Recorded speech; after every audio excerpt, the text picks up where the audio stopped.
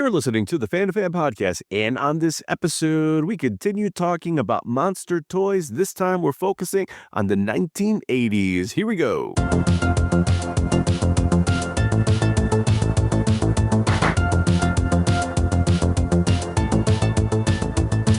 Welcome back to the Fan2Fan Podcast. I'm one of your hosts, Bernie Gonzalez. With me, as always, fellow co-host Pete Charbonneau. And Pete, last time we talked about monster toys because, again, it's Monster Mania. We had to talk about the Universal Monsters, the Remco figures, the Aurora model toys, and we talked about some randoms like the Great Garloo, a few things that obviously were before our time. And when we think about toys that were around our time, we get closer to the Rancor monster from the 70s. And now we're going to talk about a very lovely time in our childhoods, the 80s. And we're going to dig deep into some pseudo-obvious toy lines. I think as folks walk down nostalgia lane with us, they'll remember some of these. But we're not going for the obvious. Ghostbusters, Teenage Mutant Ninja Turtles, they certainly had monsters, weird, horror, adjacent, grotesque slime. Obviously, there was a lot of slime in the 80s. This is a slime monster. The slime runs out of his mouth. This is the slime monster game, where you slime the other players with the monster.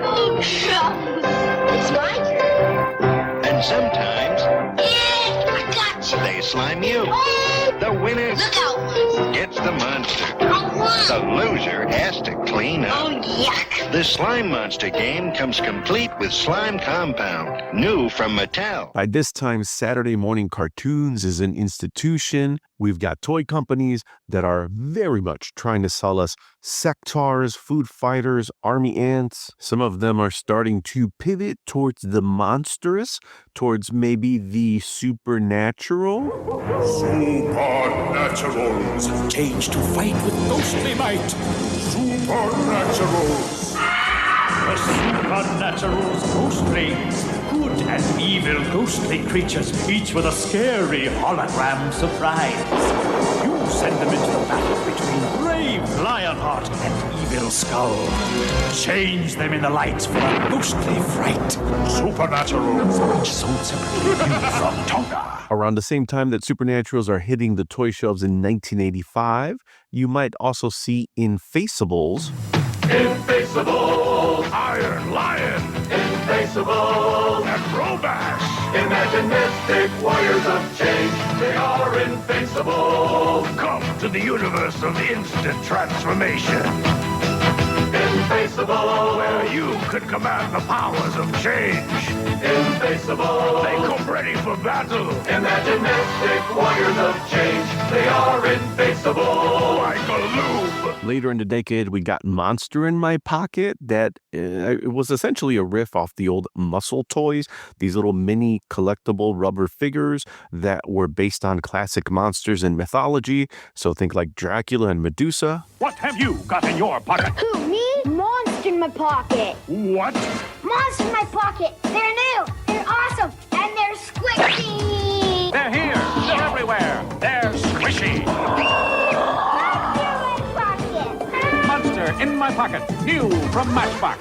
There were Manglores that were made by Galoob. Throughout time, people have asked, which came first, the chicken or the egg?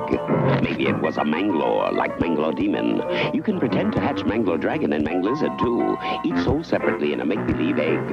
You can stretch them, squash them, take them apart. They'll return almost like new to their original forms. So if you want to hatch up some fun, you can crack open a Manglore. The Manglores, Manglore Demon, Manglore Dragon, and Manglizard, each sold separately from Ideal. Rubbery monster figures that you could mangle and repair with heat. Didn't last on the shelves for very long because you're basically telling kids to play with hot water in the oven. But it was the 80s and everything goes, and very much inspired and influenced who we are today. It's finished. I've created a monster lab, and it's too gross. First, you put monster flesh on their creepy little bones. Then pour flesh remover into the monster lab and bubble off their slab. Too yucky. Look at this nasty guy. The Monster Lab. Watch for Time Freaks and more gross creations so you too can be a mad scientist. 80s, the halcyon days for us as we grew up with a lot of these toys and movies and commercials. One of them, Pete, is a commercial that has a little ditty, because a lot of these commercials had themes that were almost larger, I think, than the toys themselves. And one of them is the animal. Can anything stop the animal? The animal. It's a big, powerful 4x4. But when the going gets tough, it uses its claws to climb over anything that gets in its way. The animal. The animal. Can anything stop the animal? The animal. The animal, clawing its way to the top. The animal, each sold separately, batteries not included. New from Galoo. The animal, can anyone stop? The animal, the animal. And I know this is probably stretching it out for folks, but we're talking about monster toys. So, we're going to talk about monster trucks. The animal, at a time when you would see those commercials like Sunday, come over to the Rosemont Horizon where you'll see Bigfoot and Crypt Keeper, and we'll sell you the whole seat. You'll just need the edge. Action! It's the big attraction! Friday, April 4th, inside Hamilton's big new Cops Coliseum. It's the Super Hot Rod Mudball Drag Racing Spectacular, plus the gigantic battle of the monster trucks, along with Mudball drag racing stars from throughout North America in Hamilton for this Super Showdown Battle of Champions. Friday, April 4th. Tickets now at Cops Coliseum box office and selected Vans outlets. Plan now on attending this greatest ever monster truck and mud racing spectacular. Friday, April 4th in Hamilton's Cops Coliseum. And this toy was the perfect 80s mashup. It could run over your G.I.Joe toys or your Hot Wheels. Just had high energy commercial stylings, fast cuts, theme songs. Yeah, so I definitely remember this commercial. There's like claws coming out of the wheels. This one took it to another level, because I think there was an actual running river that this thing is driving up at one point in the commercial. Why, Pete, Detroit did not take influence from this and put large claws on every SUV, I don't know. When you look at the decline of the American automotive industry, I think it begins and ends with not putting claws coming out of wheels. That's right. In the wasteland, staying alive is all that counts. To survive, you drive. Or heavily armed steel vehicles with action figures battling for survival. On the side of justice, Wheel Boss and Enforcer, and Half-Track and Destroyer, versus the evil Talon and Blaster and Metal Face in Masher. Waging all across the land, to survive, you drive. Each sold separately, new from Tonka. We'll stick in the 80s, Pete, because along with aliens and dinosaurs and monsters were robots. And if you were lucky enough to get a Transformer under the Christmas tree, or maybe for your birthday, or for getting some good grades, great. You could have Optimus Prime or Soundwave. The Transformers, more than meets the eye. Autobots wage their battle to destroy the evil forces of the Decepticons. Transformers, more than meets the eye. The Transformers, robots in disguise. Attack the Autobot Commander! Call in the Decepticon leader! Transformers, more than meets the eye. Transformers from Hasbro. But maybe the Transformers were all sold out. Your parents doing the best that they can, and they pick out Psy-Kill or Leader 1, and you're like, is this a GoBot? But no, Pete. Not only were there GoBots, there were also GoBot monster toys. GoBots! Greetings, Earthlings! Do not attempt to adjust your sets. I'm here to introduce three new monstrous friends. Bugsy, the lowest form of insect life in the galaxy. Claws, the grandmaster of misery. Blaze, dangerous, disgusting, and despicable. Is there a guardian in the universe who dares stand up to this show of force? I didn't think so. Separately new from Tonka. Yeah, this was news to me. My brother had quite a few GoBots. He had some Transformers as well. I was getting to the age where I was kind of aging out of the toy department. So I remember I had Starscream, and that was my swan song. Transformers and GoBots kind of took off right after that, and I was just kind of I'm getting a little too old for this stuff. So sure, that was the end for me. So and to be fair, Starscream is essentially owning a plane. So Yeah. like a fighter plane. So Right. it's kind of like, you're like, you're fine. Exactly. Yeah. I mean, I just transform it into the plane, put it on my desk while I'm doing my homework. Anyone comes in, is like, no, I don't collect Transformers. That's my F-16 model kit. And look at the paint job that I did on this thing. Fucking aces, baby. Aces. So I think the one thing with these GoBot monster toys, and I had a few GoBots in my day, I think it was always fun to have them because they were the equivalent of Warrior Beast or Galaxy Warriors or Sunman and the Rulers of the Sun, all of these toys that were meaning to compete with Masters of the Universe and He-Man, but were certainly not Masters of the Universe. But you could find a lot of these at flea markets or swap meets or dollar stores or discount stores, convenience stores, bodegas, stuff like that, where you may not find what you would see in Toys R Us aisles. Some of them were bootlegs. Some of them were just wannabes from competitors, essentially trying to pull a fast one on parents or grandparents that were just trying to do a good thing and buy a cool toy for their kid or their grandkid, and they're buying combat soldiers or robot machines. They're not buying G.I. Joe or Transformers. Transmorphers or whatever, Yes, absolutely. And I found that was a lot more with G.I. Joes or soldier figures, where you would get brand name G.I. Joe and your parents were paying however much they were paying, but you could get a 3-pack of these global warriors or something along those lines. And your parents are like, hey, for the price of one Joe, you can get these 3 ninjas. And don't get me wrong, I would never look 3 ninjas as a bad gift, but you get your GoBots, you're like, I guess they're so much smaller and they feel kind of rinky-dink compared to the Transformers. But then you have this, which was a spin-off. And I have to imagine, for those of us that were still into Transformers, I think Transformers, to get some more life on the shelves and get through another holiday season, they start introducing the Constructicons made after construction vehicles. They make the Dinobots because, of course, robots and dinosaurs doesn't get much better. So the GoBots say, how do we compete with that? It's not just a standard robot toy. It's a monster GoBot toy, and sci-fi and robots and horror and monsters. What kid is not going to want this? I will kind of now curious to know what the connection was to be like, okay, so we've got these robots that transform from cars and things, but we need monster ones. Like, how do you make the leap? I want to say, I don't know that this is true, but like the Dinobots, right? So like, if you were to theorize that the Transformers first came to Earth during the age of dinosaurs, it would make some sense to be like, okay, well, we're going to construct some creatures that look like what's living on the planet right now. But like the monsters thing is just kind of like, it probably goes down, Pete, to this guy, a sales guy named Larry, who is like, hey, I used to work at Kenner. Fucking Larry. They totally bought me on the, hey guys, I saw this movie Alien at the drive-in. I don't know about you guys, but I think this guy could be the next Chewie. He's the next Chewbacca. You mean the Xenomorph Larry from Alien?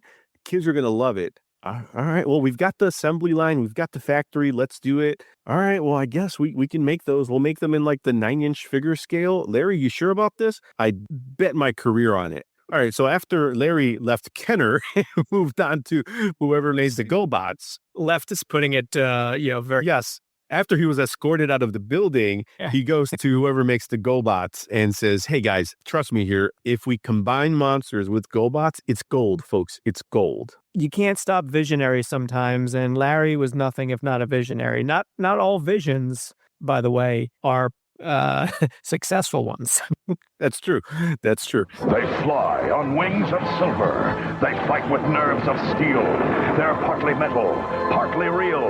They're the Silverhawks. Looks like we're going to see some action. A team of space-age superheroes. The Silverhawks are ready to battle Monstar, universal public enemy #1. Hold on to your hats.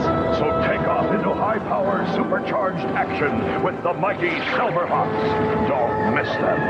Afternoons at 4 on Channel 47. Hey, guess who just stopped by the neighborhood? It's Emmy Award-winning author, writer, storyboard artist, Joshua Pruitt. I think, Josh, you some monsters, and I think you want to share a little bit about your monster toy love. I super do, and I keep dancing, and I'm on an audio podcast, so I'm not sure why I was doing that. People can sense the beat, and they're swaying as they listen to it because you've synced up.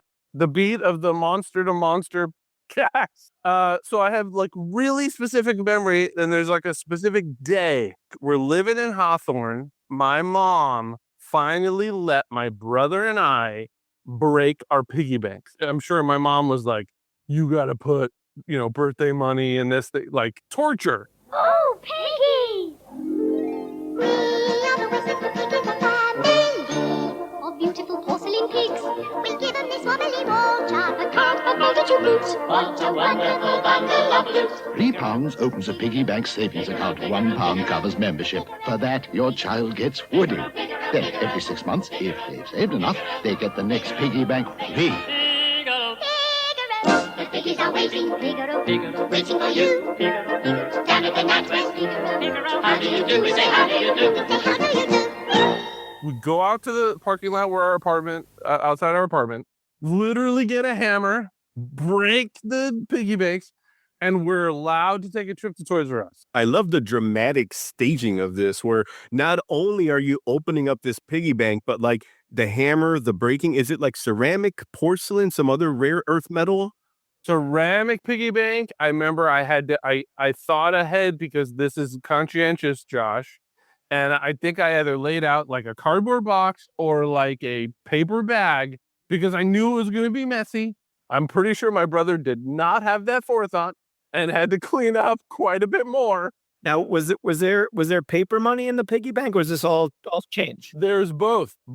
So birthday money, change from, stealing from the couch, right? And it was such a big deal. It's 1987.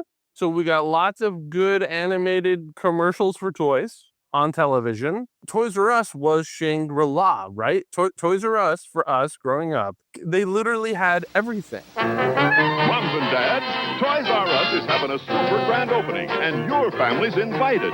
You'll see me, Gigi, and little baby G. And you know who else you'll see? The Amazing Spider-Man, Strawberry Shortcake, He-Man and Skeletor, plus Donkey Kong, Saturday, September 25th, 10 a.m. till noon in Madison, across from the Lincoln Mall. World's biggest toy stores, Toys R Us. They had all the Nintendo. They had plenty of action figures. And so just as a kid, right, like that was an incredible place. So there's a show called Funhouse where the prize, if you won, it was like an extended Double Dare kind of TV show. And the kids who won got to do a shopping spree in Toys R Us. And like I literally like did the postcard with my name on it, trying to get into that show because I literally would dream about it. I would dream about being in Toys R Us and running around, grabbing all the Teenage Mutant Ninja Turtle action. All the Nintendo. Right. Okay. So we're so excited. We're going to go to Toys R Us. I don't have that much money, but certainly money went a little further. I probably had less than $30, probably. But when I got there, they had the Inhumanoids. The deadly Inhumanoid tendril lashes out, and the forest comes alive as the redwoods help their scientist friends. Nasty redwoods! Inhumanoids! The evil that lies within. I can't hold them much longer. Where's Redland? Here's Redland! Nasty redwood. Let him go, Tendril. I'll get you next time. Way to go, Redland! Redland and other figures sold separately from Hasbro. Some of the grossest toys and character design, creature designs, I would argue, ever. And so I was all about it. Almost 100% sure that I got the skeleton with his guts because I'm all about that. And I don't think I could afford the tree guy. And the tree guy looked pretty sick. He looked pretty dope. But I think I bought the guts guy and the zombie guy. And I was like, this is the greatest day of my life. Now, do you remember how long you played with those toys? Like, was this like, were these like staples of your... Probably like 8 whole minutes. It's the kind of thing where, because we moved around so much, it would have been impossible for me to keep track. So I don't know when they kind of slipped out of my influence and my circle. But yeah, that memory just, it couldn't be more vivid. Like, I remember sitting in the back of my mom had like a Volkswagen Rabbit. Sitting in the back seat, man, trying to get that thing open, wrestling with all of those twist ties and being like, what? Yeah, I've got it open. Wait, what the hell is this? How does this work? trying to untie that and untie that and untie that. And I remember the figure had pretty thin rubber bands attaching the limbs, but it gave you a different sort of range of movement that, where it looks like he was doing the splits. And I was like, I don't know that I wanted that, but it's still, it's still cool. It's still cool. I remember, getting a Wolfman for Christmas, like Universal Monsters, but that's the memory for me. I knew what I wanted. The skeleton had a badass name because it was D''compose. Decompose, the undead horror. What is that thing? Commands an army of skeletal terrors from his ghastly lair at Skullweb. Pity those who cross his path, for their fate is many times worse than death.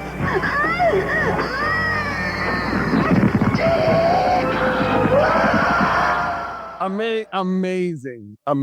The tree had maybe the most boring of the names. It was Redwoods, but when you look at all the others, it's like Tendril, Nightcrawler, Meltar. I mean, Meltar is like amazing.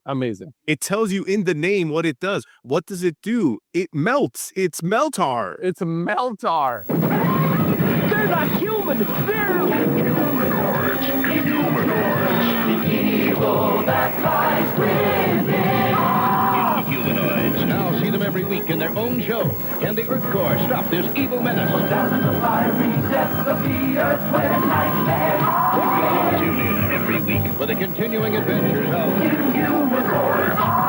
Sunday morning at 9 on WOFL, Channel 35.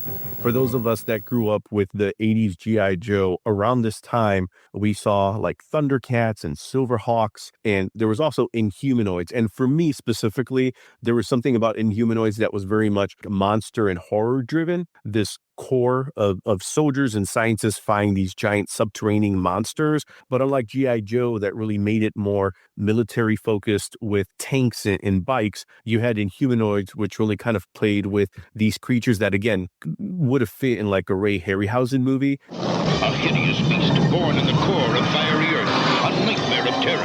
It's Metlon, inhumanoid enemy of the Earth Core. Inhumanoids, the evil that lies within. Metlon, we're gonna get stumped! Not if I can help it! Rock slide! You can't escape Metlon! Metlar and other figures sold separately from Hasbro. Now back to G.I. Joe. I know by the time 1987 rolled around, Pete, you were out of the toy collecting game. I was still very much in it, and G.I. Joe was the name of the game. So I'll do a little bit of the heavy lifting here.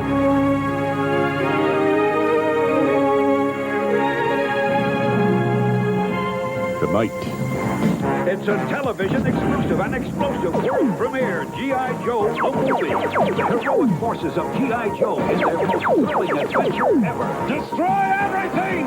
Starring Don Johnson as Lieutenant Falcon. What's this? Burgess Meredith as the diabolical Globulus. Trifle melodramatic. And Sergeant Slaughter. Perfect! Don't miss G.I. Joe, the movie. Tonight's 8 o'clock movie special on Channel 2. In 1987, G.I. Joe the movie took this hard left turn and introduced us kids to a very strange side of this franchise. Up to that point, G.I. Joe, a real American hero, was grounded in military hardware, battlefield realism. But this movie pulls back the curtain and reveals that Cobra, that's right, the terrorist organization that's trying to rule the world, is actually rooted in an ancient, almost Lovecraftian civilization known as Cobra-La. Let the web of remembrance tell the tale. 40,000 years ago, the glory of Cobra-La dominated this planet, but an age of ice destroyed much of what we had built, and with it began the time of the barbarians. Surprisingly, they evolved. If you ask me, some of them did not evolve. And gradually, they mastered a technology based on inorganic, lifeless substances. Their culture was a travesty of our own noble ways and a threat to our very existence. We retreated to preserve our ways and await an opportunity to reclaim the earth. Generations passed, and then a brilliant young nobleman came to my attention.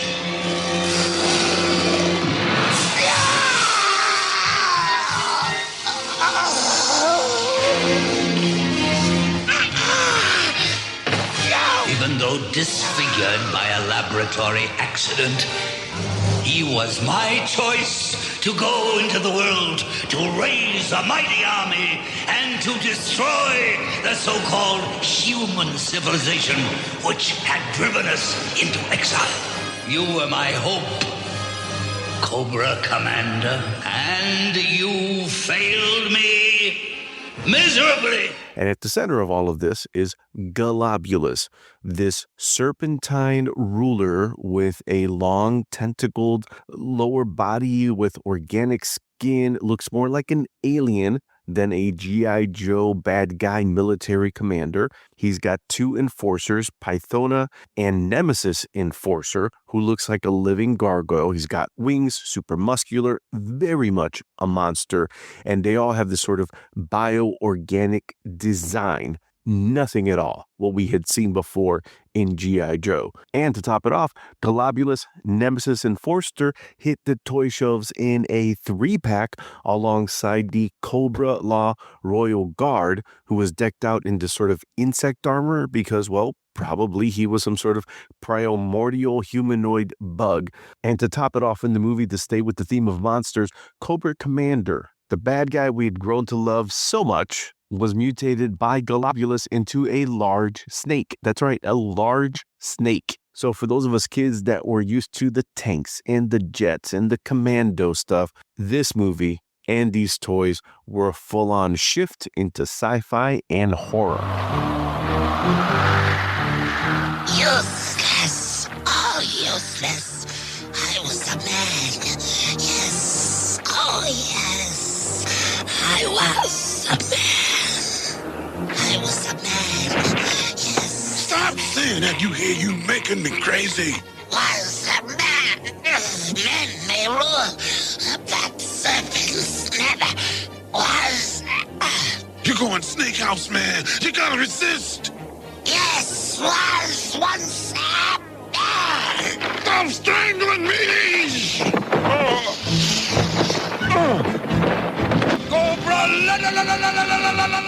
This might have been the swinging of the pendulum because we were also there to see the height of popularity of Cabbage Patch Dolls and the riots, no joke, people, the riots that they created at different retail shops during the holidays with parents. That's right, like tax-paying adults fighting other tax-paying adults to get Cabbage Patch Dolls for their kids or themselves. No judgment here. The customers were standing in front of this store at 7 o'clock this morning. The store didn't open until 9, and only a few Cabbage Patch Dolls were going on sale. Once the coupons were given out to those few parents who would be allowed to buy a doll, the word was given out that the dolls would be given out behind the store, out back at the freight entrance. And then the race was on. Otherwise dignified, calm, mannerly parents broke into a sprint. Well, I had to take what they gave me, and they gave me a boy, and I wanted a girl. This is my second trip around. My husband works here, and I can't even get what I want. I missed work. I'm late for work to get this for my little girl. I'm not going to tell my boss. I'm trying to get there now. I'm so excited. We waited here since 7:30, and I was just ecstatic. In fact, I ran around and got another ticket. And within a matter of minutes, it was over. You did not get a Cabbage Patch Doll this morning. No, I did not. How badly do you want one? Very, very badly. We saw lines like My Buddy, Teddy Ruxpin, the Glowworm, the Care Bears, the Elf, almost like 2-scale doll that they released as well. And I think for every one of those, there was an ugly something. So obviously, Garbage Pail Kids, Mad Balls. Mad balls, gross for one, gross for all. We play with a mad ball, they're gross, funny, yucky, sick. There's 8, so you can take your pick. We throw, catch, it's fun. There's so much gross in every one. Gross. Freaky fun is what they're for. There's so much ugly, so much more. Gross for one, gross for all. We play with a mad ball. We play with a mad ball. We play with a mad ball. Mad ball. Freaky fun for everyone, sold separately from Amtoy. And then we also saw My Pet Monster. My Pet Monster. He's bigger than big. When he fights battles, he always wins. And he's your friend, too. He breaks his chains. Put him on you and break away, too. With My Pet Monster, you're busting loose. He's big. And scary. And helps people, too. And he's your friend, too. My Pet Monster plays all day. Tough. Awesome. Looking great. And all your friends will want him for their friends, too. My Pet Monster has breakaway chains from Amtoy and American Greetings Company. Definitely remember this commercial, kind of like the plushy, not scary looking, but like it's got kind of yellowy teeth. My Pet Monster probably could have taken a couple of trips to my pet dentist, but we're not gonna judge too harshly here. Watching the commercial, I just kept thinking of like this monster, like at the end of the day after like getting dragged around school and like, I'll be your best friend, I'll protect you from this, I'll do this. Like I picture him like sitting in like a darkened kid's bedroom, like in the corner, just like chain smoking, just be like, Jesus Christ, why did I sign up for this? And it's funny you mentioned chains because it actually had legitimate like drastic chains that it wore. There was nothing really scary about it. Like it was meant to be cuddly. The ones that were slightly less cuddly are Boglins, and this came out in 1988. And I sent you the commercial for this one. Over here, I'm a Boglin. Me and my buddies need a place to hide out. Come a little closer. Oh, did I scare you? Oh, I do that so well. If you take us home, we'll kiss your Aunt Martha. We'll eat your peas. And we hope you know lots of girls. Hey, the name's Boglins. Each sold separately, and we're looking for good homes. Maybe yours. And these things were almost complete on the other spectrum of My Pet Monster, where they were ugly on purpose. They were more like puppets. Yeah, these things reminded me of probably because I think same time frame, like coming on the heels of like Critters and Ghoulies, and in those movies, like it was like someone was like, hey, these seem to be popular with the kids. What if we made like a little hand puppet that's kind of like that? And we can't get the Gremlins license, so let's do Boglins. Yeah, I that there was the pitch meeting where they're like, what if we call them goblins? Well, everyone kind of knows what a goblin is. Like, we need something that's going to stand out. Well, I've got this thing here. I would call them Boglins. Larry strikes again. And before he left that meeting, Pete, he might have given one other amazing idea. And this is less of a monster toy, folks. This is just because once in a lifetime where the YouTube algorithm gives you gold. Hey, so you're looking for Boglins, kid? And I'm like, yeah, why? What's up, YouTube? Why? You got something for me? Yep. Have you heard of the Boglins hotline? Well, just hit play, see what happens.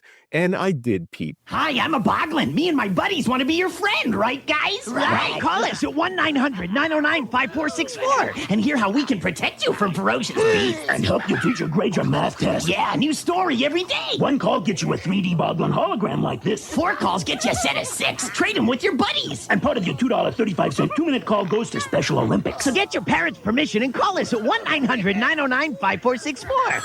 Don't get the phone! I said get it, not eat it! The hotlines in the 80s, they were part of every afternoon, Saturday morning, prime time, late night watching. There was a hotline for everything. There was a He-Man hotline. Paula Abdul, Hulk Hogan, Grandpa Al Lewis from the Munsters had a fan hotline. Hi, kids.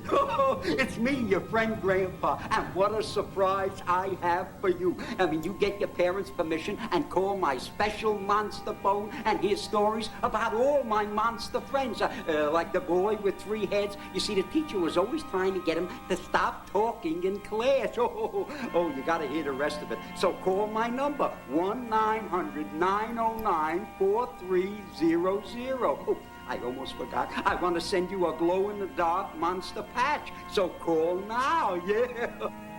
Hey, kids, Call 1-900-909-4300 to hear Grandpa's monster stories and find out how you can get a monster patch that glows in the dark. $2 the first minute, 45 cents each additional. Ask Mom or Dad first. Video game hotlines where you could get hints on how to play your NES or Genesis games. The Freddy Krueger hotline, where instead of bedtime stories, you would get dead time stories. I'm Freddy Krueger, and I've got a new recipe for terror. Dial this number now for Freddy's favorites. Take a half a cup of horror, a spoonful of fright, and a pinch of the bizarre. Then bring to a boil for gruesome accounts of hideous misadventure, torturous tales, and agonizing anecdotes. The scariest stories in town. $2 the first minute, 45 cents each additional. Children, get your parents' permission before you dial. And I'm sure on the other line of the call, there was someone who was doing their best Boglins impression, going home every evening with a sore throat, probably having to chug tea because Pete, they had to do it again. Who knows? Maybe it was Larry. Maybe this was his side hustle. Or Larry's penance is, he's sucking on Luden's cough drops, waiting for the next 12-year-old kid to call in so they can get the Boglins holographic sticker sent to them for dialing up. That's right. You just have to stay on the phone for 8 minutes. And then maybe at that point, once your parents see the telephone bill from Ma Bell, were you on the phone for 8 minutes? You know, they were charging $1.99 a minute. Kids, get your parents' permission before calling. No kid ever got their parents' permission before calling. That was the whole point, was that you would call when your parents were all the way on the other side of the house or were upstairs and you were in the basement. This is what you did. You had no idea how money worked, so you didn't realize, that the phone bill was going to be jacked to the gills, and then you would get a stern talking to from your parents. I may or may not be speaking from experience on this. I did not call the Boglins hotline, however. In fact, if I had my choice between the Boglins and the two Coreys, I probably would have been calling the two Coreys just so I can hear Corey Haim and Corey Feldman's deepest, darkest secrets, because I feel like that had to be good stuff. But who knows? The Boglins may have been dispensing some really good advice too, for all we know. Or maybe it would just give Larry an opportunity to pay his rent. Hey, you've reached Larry. Boglin here.